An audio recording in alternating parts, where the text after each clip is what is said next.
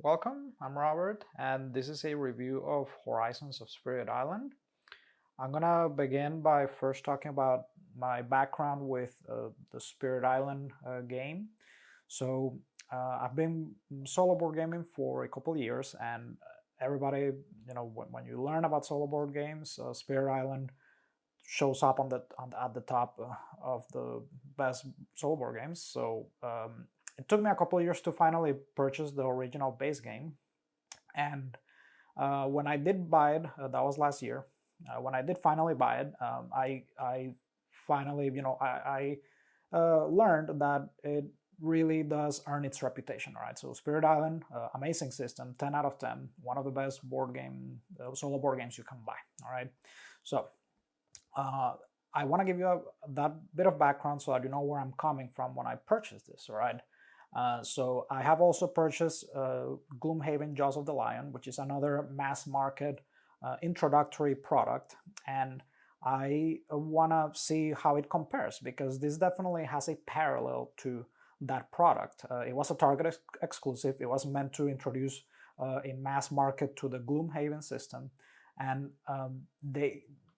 Greater Than Games definitely is trying to get their hand at that with Horizons. So let's do a little component overview, and then I'll talk about the pros and cons, if any of my thoughts, and I'll give you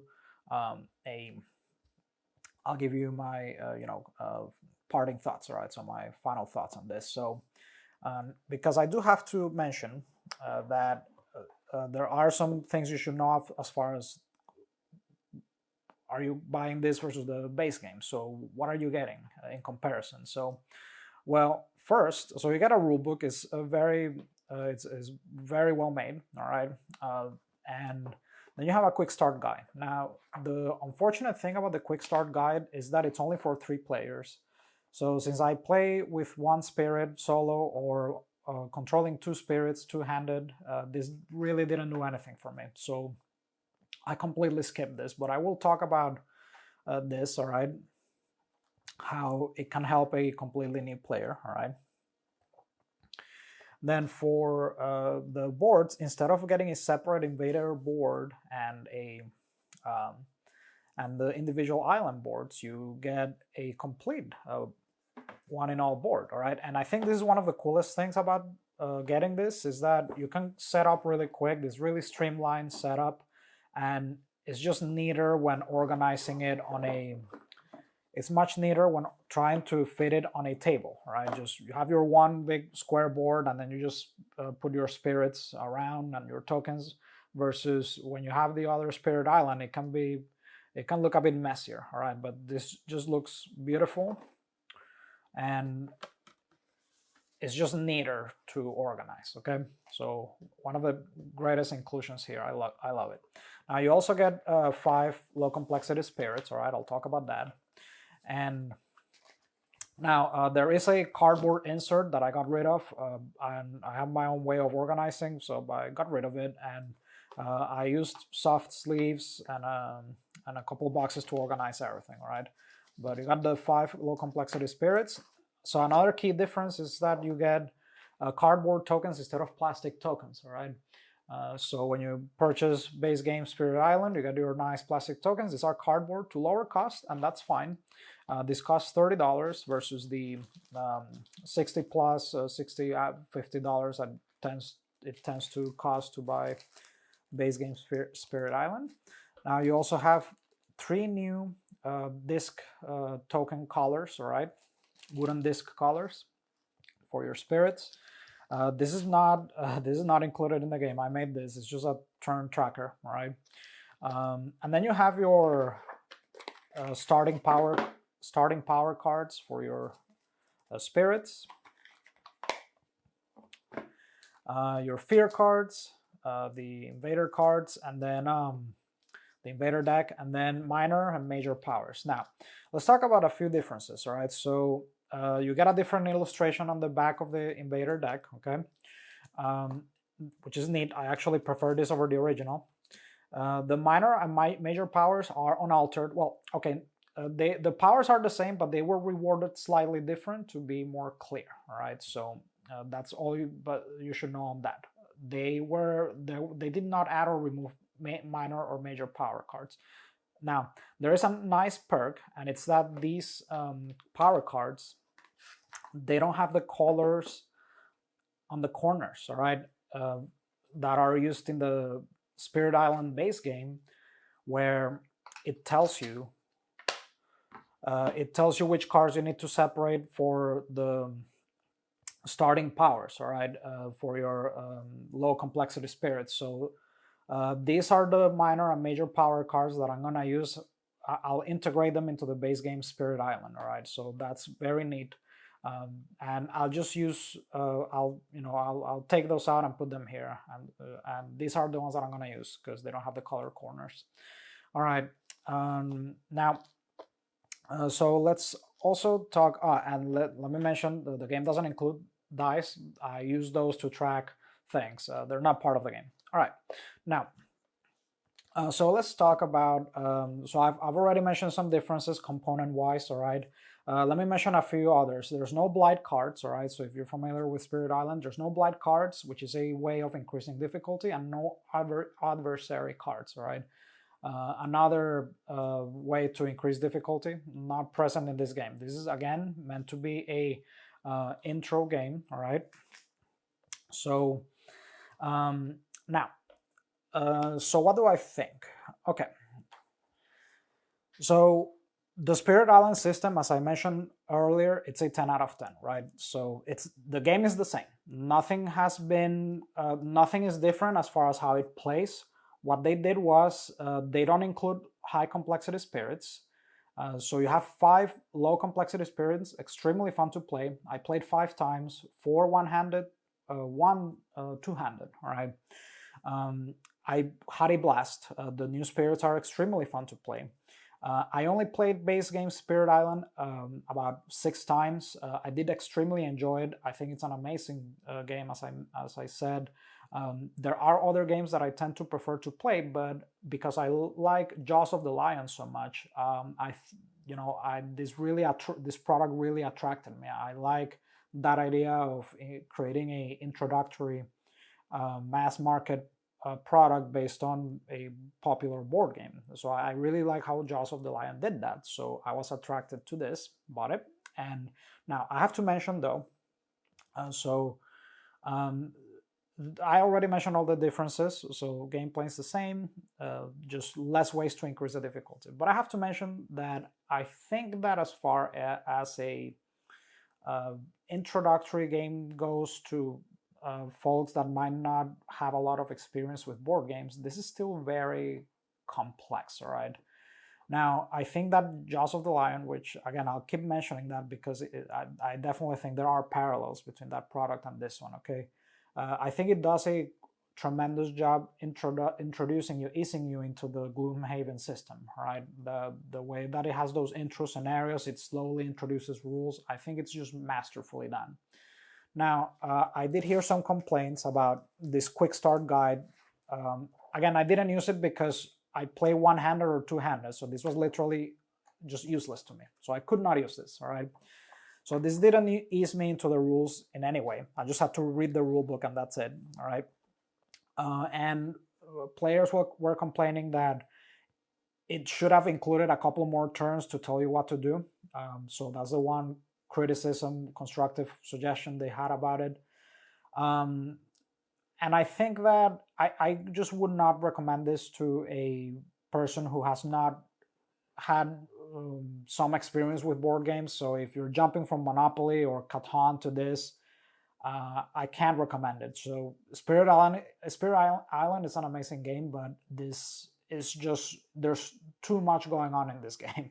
And I love it. It's super brain burny, but I could see someone trying to figure out what the heck is going on with this game when you're from turn to turn, like you're just trying to wrestle the rules and trying to make everything click. This could frustrate, just a family that's walking by Target and they see the cover and they, it looks innocent, it looks nice, neat, and they buy it, and it's just this super complex game, right?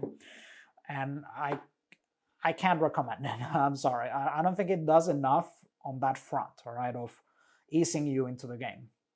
Now, if you are versed in board games, okay, and you've experienced, you have a lot more under your belt, and you have been looking at Spirit Island and you have never tried it, I can wholeheartedly recommend this. So for $30, I think it's incredible. All right, you get a lot of gameplay here. I love how portable it is. All right, so let's talk about some positives. All right, other positives. So I love the portability. This box is pretty small, so if I want to take the game with me, and I know that I'm gonna be waiting or staying over a weekend somewhere, and I'm not gonna have much to do, this, for the amount of gameplay you get in this box, I can just take the box with me and I'm good to go. All right, so that's one thing. Now, like I said, the game, it's still Spirit Island. It's still the same amazing game. All right, you just don't have ways to increase the difficulty a lot. They do include some escalation rules, so that you increase the difficulty a notch. But that's it. So if you want more, because as you get better at the game, you're gonna start just trouncing the invaders, and you're gonna be like, well, what do I do now? Well, that's where the base game comes in, and you, when you buy that, you get invaders with different with different levels, right? So you can increase the level little by little, and it's very modular. You can very gradually increase the difficulty in the game. But here, once you get good with the spirits here, you're gonna be hungry for more. All right, but how long it'll take you to get there, it'll vary per person. All right, but yeah, positive. So it's still amazing game, still super fun to play, low price, great portability. All right. The minor and major power cards being rewarded for clarity, and them removing the corners, the colored corners, great, because these are the ones that I'm going to use by default. All right. Now, a couple negatives that I want to make sure that are listed here. Right, I already did mention it. So I can't recommend this for inexperienced board gamers, right? Or if you're just a family that you've played Monopoly and Uno, and you cannot pick this up. I'm sorry, you're just gonna have a horrible time. You're not gonna know what's going on with this. I'm telling you, just teaching people not just board games, but teaching. I've taught before, and I know it can. You have to the way that you have to distill information to people. I think this could do better, all right, in that regard, the way that you deliver information to people. And this there's a very specific niche of board gamer that, not niche, but category, or you have to have a certain pedigree of board of experience to be able to enjoy this and not be frustrated, all right? Another negative that I'll mention, though, is the cardboard tokens. I know that it was for cost-saving reasons, all right? It's a bit frustrating that you can't indicate the city damage. You flip it and it has 1 damage on it, but then if you want 2 damage on it, they tell you to put a 1 energy token on it. That's a bit fiddly. That's the biggest downside one downside of the cardboard tokens, and also they're kind of big. So they can populate the board pretty quick, and they start occupying the space on the board pretty fast, okay? So that's one other negative. But that's pretty much it.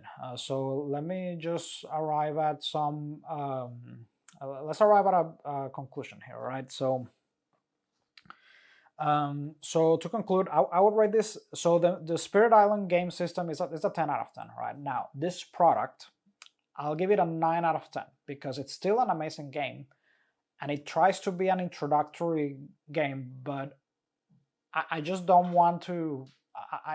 I can't picture a family that doesn't regularly play board games that isn't used to this designer board game field picking this up and having a good time. I just can't picture that. I'm sorry, but again, if you are familiar with board gaming, you have tons of board games under your belt, and as a solo player, you've been eyeing Horizons of Spirit Island, or just the Spirit Island line in general. If you've been eyeing it, this is an amazing introduction to it. Okay, number one, because of the price point, and number two, because of the streamlined setup, and three, because of the excellently designed beginner low complexity spirits that the designers created with their multiple years of experience creating Spirit Island expansions. All right, they've learned a ton, so it definitely shows with how they created the spirits here. And to finally list some of the new things that you get. So you get a different back invader deck.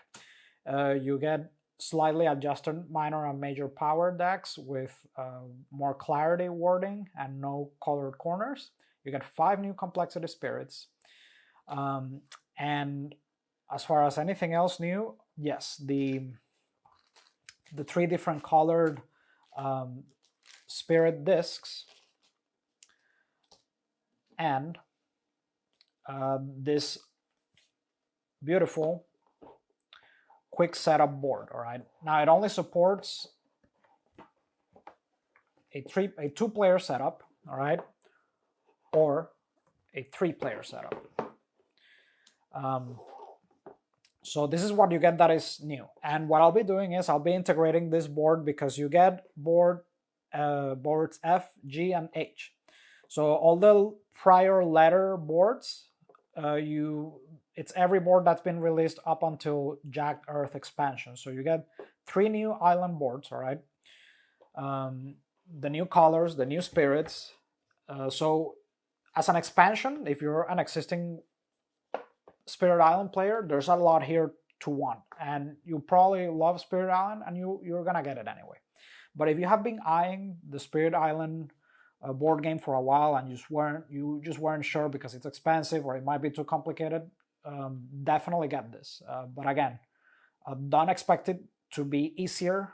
It's still it takes a bit to learn. The rules are excellently written, don't get me wrong. It's just there's a lot going on in this game, and I just can't recommend it to someone that isn't experienced with board games. But Spirit Island is just an amazing game that really earns its reputation. And if you want an entry point to it, for the price and for the amazing spirits that you get and for the portability, it does not get better than this. So that's it. 9 out of 10.